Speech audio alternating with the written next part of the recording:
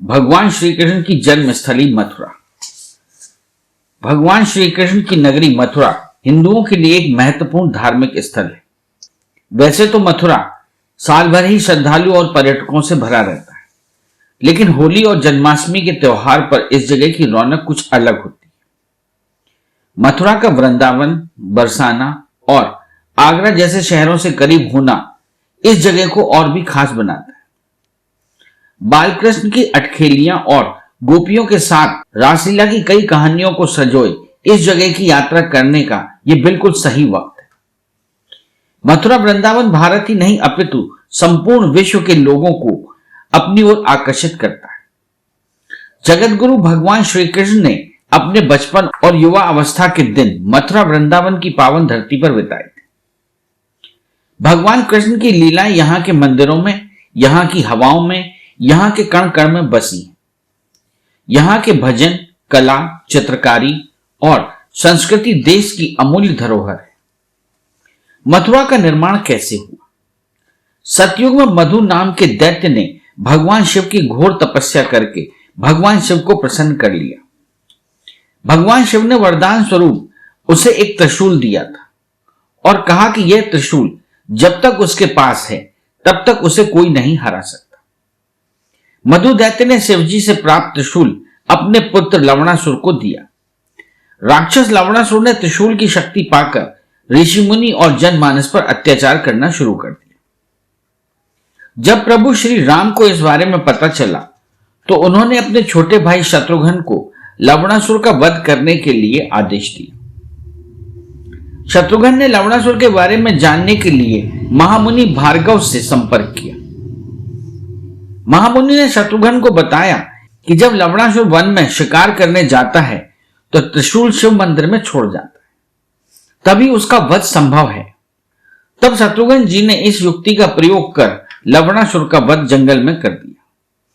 लवणासुर के वध के बाद शत्रुघ्न ने मधुबन को काटकर मथुरा नगरी का निर्माण करवाया। मथुरा तो सतयुग से बसा हुआ है। भगवान विष्णु ने जब द्वापर युग में श्री कृष्ण के रूप में मथुरा में जन्म लिया, तब भगवान श्री कृष्ण की वजह से मथुरा को धार्मिक और ऐतिहासिक महत्व प्राप्त हुआ। श्री कृष्ण जन्मभूमि मंदिर। कृष्ण जन्मभूमि मंदिर मथुरा का प्रमुख मंदिर है, जो देखने में बहुत भव्य और भारतीय वास्तुकला का एक अद्भुत उदाहरण है। इसी दिव्य स्थान पर बनी जेल की कोठरी में भगवान श्री कृष्ण का जन्म हुआ था। श्री कृष्ण जन्मस्थली के प्रमुख द्वार पर दो द्वारपाल की मूर्तियां बनी हैं। द्वार के ऊपर भगवान श्री कृष्ण अर्जुन के रथ के सारथी बने दिखाई देते हैं। लाइन में लगने के बाद बहुत कड़ी सुरक्षा से गुजरकर हमें अंदर जाना होता है। यह मंदिर 3 भागों में बटा है: गर्भगृह, केशवदेव मंदिर और भगवत भवन। जिस स्थान पर भगवान श्री कृष्ण का जन्म हुआ वह स्थान गर्भगृह में स्थित है। यहां खुदाई में मिले 1500 वर्ष पुराने सिंहासन को सुरक्षित रखा गया है। औरंगजेब ने मंदिर को तुड़वाकर ईदगाह बनवाई थी, तब गर्भगृह ईदगाह के नीचे दब गया था। गर्भगृह के ऊपर एक बरामदे में संगमरमर का एक चबूतरा बना है। यह केशवदेव मंदिर सबसे प्राचीन है। यहां भगवान श्री कृष्ण के अति सुंदर बाल कृष्ण रूप में दर्शन होते हैं। इसके अलावा यहां जगन्नाथ मंदिर भी है, जहां भगवान जगन्नाथ के साथ सुभद्रा और बलराम जी की मूर्तियां स्थित हैं। यहां अन्य मंदिरों में सीताराम लक्ष्मण मंदिर, महादेव मंदिर, हनुमान मंदिर, शेरावाली माता मंदिर आदि बने हुए हैं। यहां खंभों पर भगवान कृष्ण की लीलाओं का वर्णन है। मंदिर की छत पर भगवान कृष्ण की रासलीला और अन्य लीलाओं के बहुत सुंदर चित्र बने हुए। मंदिर की परिक्रमा में ताम्रपत्र पर संपूर्ण श्री भगवत गीता लिखी हुई है। इन सभी दृश्यों को अपने मन में उतार लीजिए, यह आपको जीवन भर याद रहेंगे। कृष्ण जन्मभूमि खुलने का समय: अप्रैल से नवंबर, सुबह 5 बजे से 12 बजे और शाम 4 बजे से 9:30 बजे तक। नवंबर से अप्रैल, सुबह 5:30 बजे से 12 बजे और दोपहर 3 बजे से 8:30 बजे तक। पोतरा कुंड: श्री कृष्ण जन्म स्थान के पास विशाल और पवित्र पोतरा कुंड है। माता देवकी ने भगवान श्री कृष्ण के जन्म होने के बाद उनके वश इसी कुंड में धोए थे। इसीलिए इस कुंड को पोतरा कुंड कहा जाता है। इस कुंड में पानी अंदरूनी स्रोतों से भरा जाता है। कृष्ण भक्त जन्म स्थान मंदिर का दर्शन करने के बाद यहां भी दर्शन करने आते हैं। द्वारिकाधीश मंदिर मथुरा के सबसे प्रमुख दर्शनीय स्थलों में से एक द्वारकाधीश मंदिर 1814 में सेठ गोकुल दास परीख ने बनवाया था। यह मंदिर यमुना नदी के किनारे विश्राम घाट के समीप स्थित है। इस मंदिर में भगवान कृष्ण के द्वारकाधीश स्वरूप के दर्शन करते ही मन में भक्तिभाव जाग उठता है। इस मंदिर में भगवान श्री कृष्ण के द्वारिकाधीश स्वरूप के दर्शन करते ही मन में भक्तिभाव जाग उठता है। श्री द्वारिकाधीश जी के बाईं ओर श्री रुक्मणी जी विराजमान है। श्री द्वारिकाधीश के निकट लड्डू गोपाल और श्री राधा भी विराजित है। श्री द्वारिकाधीश मंदिर को एक बार देख लेने पर भी मंदिर से नजर ही नहीं हटती। मंदिर में सुंदर नक्काशी, कला और चित्रकारी देखकर ऐसा लगता है कि जैसे हम द्वापर युग में ही आ गए हो। श्री द्वारिकाधीश मंदिर के दर्शन का समय सुबह 6:30 बजे से 10:30 बजे और शाम 4 बजे से लेकर के 7 बजे तक। विश्राम घाट मथुरा के आकर्षक स्थलों में से एक विश्राम घाट द्वारकाधीश मंदिर से 30 मीटर की दूरी पर स्थित है। मथुरा के 25 घाटों में से यह प्रमुख घाट है। भगवान कृष्ण ने अपने मामा कंस का वध करने के बाद इस घाट पर विश्राम किया था, इसलिए इसे विश्राम घाट कहते हैं। इस घाट पर यमुना जी का अति सुंदर मंदिर स्थित है। यहां पर सुबह और शाम के समय यमुना जी की भव्य आरती का आध्यात्मिक और मनोरम दृश्य देखने के लिए भक्तों की भारी भीड़ उपस्थित होती है। शक्तिपीठ मां चामुंडा देवी मंदिर मथुरा वृंदावन मार्ग पर स्थित मां चामुंडा देवी मंदिर देवी सती 51 शक्ति पीठों में से एक है। इस स्थान पर देवी सती के केश गिरे थे। भगवान श्री कृष्ण ने कालिया नाग को मुक्ति देने के बाद यहीं पर माता चामुंडा के दर्शन किए थे। मां चामुंडा नंद बाबा की कुल देवी थी। सरस्वती कुंड में भगवान श्री कृष्ण का मुंडन कराने के बाद उन्होंने यहां पर माता चामुंडा की पूजा की थी। इस मंदिर में स्थित मां चामुंडा की प्रतिमा स्थापित नहीं की गई है, बल्कि वह स्वयं उत्पन्न हुई है। मां गायत्री तपोभूमि मां चामुंडा देवी मंदिर के सामने महर्षि दुर्वासा की तपस्या में गायत्री तपोभूमि स्थित है। गायत्री तपोभूमि विश्व का प्रथम गायत्री मंदिर है। पंडित श्री राम आचार्य ने 30 मई 1953 से 22 जून 1953 तक मात्र गंगा जल लेकर उपवास किया था तथा विश्व माता गायत्री की स्थापना एवं प्राण प्रतिष्ठा की। अनेक साधकों द्वारा 24 लाख गायत्री मंत्र का जप, 1.25 लाख गायत्री चालीसा का पाठ, यजुर्वेद, गीता, रामायण का पाठ, गायत्री सहस्रनाम, गायत्री कवच, दुर्गा सप्तशती का पाठ, महामृत्युंजय मंत्र का जप आदि महान कार्यों का संपादन यहीं किया था। गीता मंदिर या बिरला मंदिर बिरला परिवार के द्वारा नया बना गीता मंदिर मथुरा के पर्यटक स्थलों में से एक है। इस मंदिर में श्रीमद् भगवद गीता के अध्याय को एक लट्ठे पर अंकित किया गया है। यहां पर भगवान श्री कृष्ण की विशाल प्रतिमा स्थापित है। देवालय के निकट एक लाल पत्थर के स्तंभ पर संपूर्ण गीता उत्कीर्ण की गई है। इस मंदिर की चित्रकारी और वास्तुकला भारतीय एवं पाश्चात्य शैली का समावेश है। विशेष अवसरों पर गीता मंदिर की विद्युत साज सज्जा देखकर आनंद आ जाता है। कंस का किला भगवान कृष्ण के मामा राक्षस कंस का महल यमुना नदी के तट पर स्थित है। इस किले में देखने लायक बाहर स्थित पुराना दर्शक कक्ष है। इस कक्ष में लाल बलुआ पत्थरों के बने कई विशाल स्तंभ हैं। यह खंडर हो चुका किला अभी भी इसकी पूर्व भव्यता को दर्शाता है। प्राचीन समय में इस किले का उपयोग बाढ़ से बचने के लिए किया जाता था। राजकीय संग्रहालय मथुरा मथुरा में जब दोपहर में सभी मंदिर बंद रहते हैं, तब इस समय मथुरा में घूमने लायक जगह मथुरा संग्रहालय है। इस संग्रहालय में महात्मा बुद्ध की प्रथम प्रतिमा मौजूद है। मथुरा में ब्रिटिश शासन के दौरान बुद्ध, महावीर, मौर्य, शंगुकाल, शक, उत्तर शंगु वंश, कुषाण काल, गुप्त काल, पूर्व और उत्तर मध्य काल की कई दुर्लभ कलाकृति संस्कृति से सुसज्जित मूर्तियां हैं।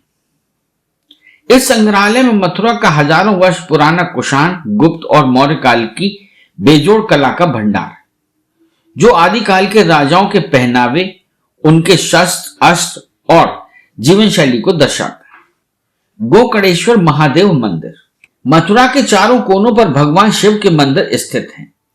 पूर्व दिशा में गतेश्वर महादेव, पश्चिम दिशा में भूतेश्वर, दक्षिण दिशा में रंगेश्वर और उत्तर दिशा में गोकर्णेश्वर महादेव का अति प्राचीन मंदिर है।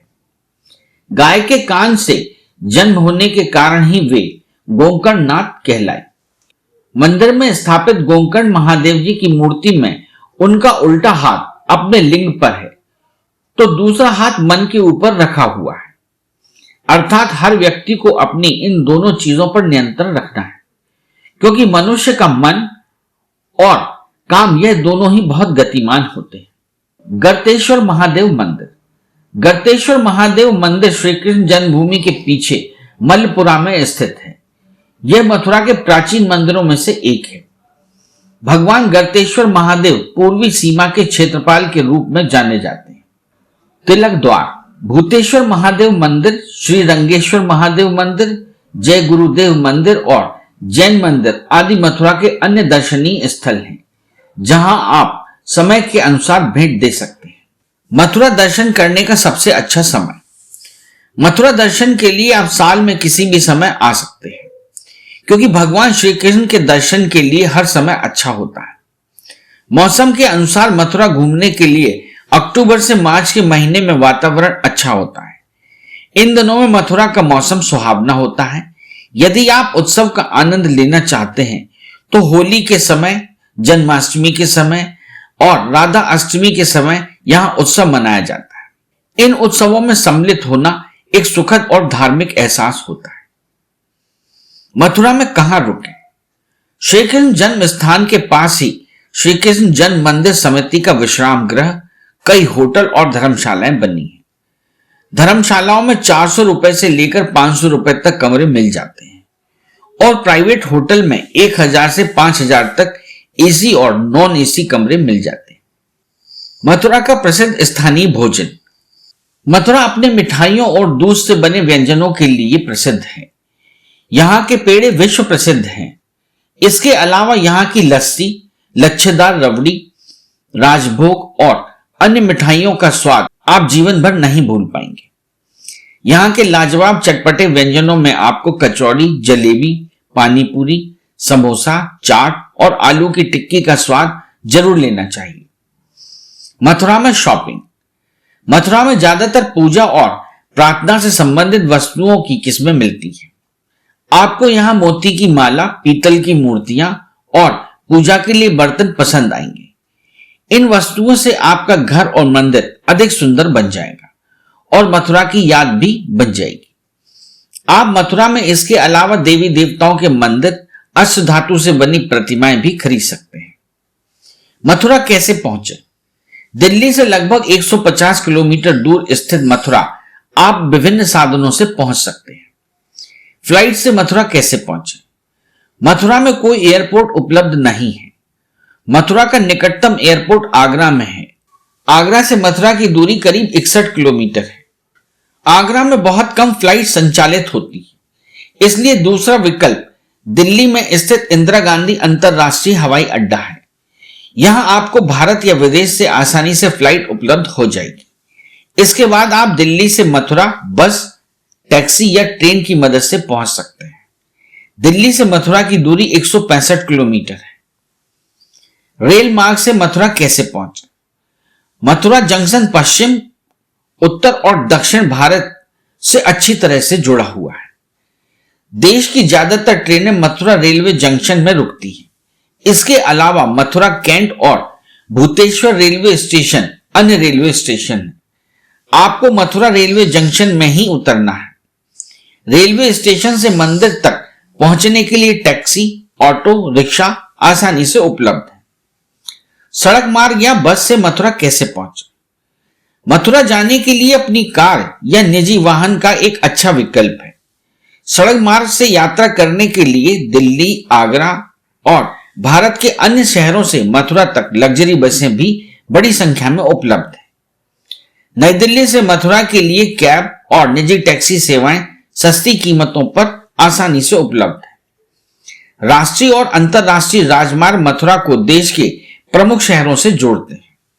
NH2 दिल्ली हावड़ा राजमार्ग शहर से गुजरता है और राष्ट्रीय राजमार्ग 3 मुंबई से जुड़ता है, जिसका एक हिस्सा मथुरा रोड के नाम से जाना जाता है। NH11 आगरा से बीकानेर और NH93 मुरादाबाद से भी मथुरा पहुंचा जा सकता है।